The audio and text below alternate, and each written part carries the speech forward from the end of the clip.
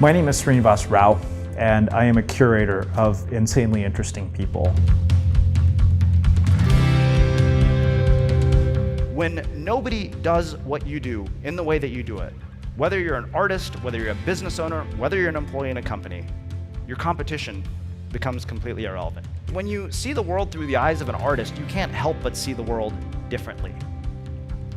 And when we let go of the labels that we are over-identified with, we're able to transcend the limitations of what we think is actually possible. So I would encourage each one of you to stop waiting for permission to be extraordinary. I've learned how to develop every habit that I've ever wanted to develop from a happiness researcher. I've learned how to reinvent myself from a bank robber. I've learned how to create work that stands out in the world from a graffiti artist. And I've learned how to make religion less boring from a preacher. There is far more to each and every one of us than can possibly be expressed through a job title or bullet points in a job description. But it's only in our willingness to be wrong that really interesting, innovative, and creative work actually occurs. The only way to avoid being wrong is not to take any chances at all. But every small risk, every small wave prepares us for a bigger one. It's the sum total of our ongoing efforts to make change in our lives that result in the change that we're seeking to make. So take that guitar lesson that you've been thinking about for the last 5 years. Write that thing that you're afraid to write but might end up making a profound difference for somebody who reads it. Hang your photos or your paintings in a gallery or a space of some sort and invite your closest friends to come see them. Enroll in that cooking class you've been thinking about.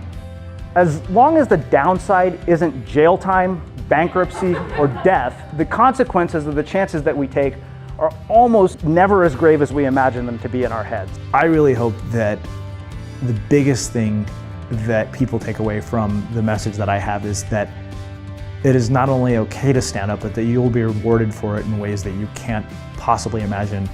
There is an infinite value that can't be measured when you have the courage and conviction to stand out in the world with the work that you do.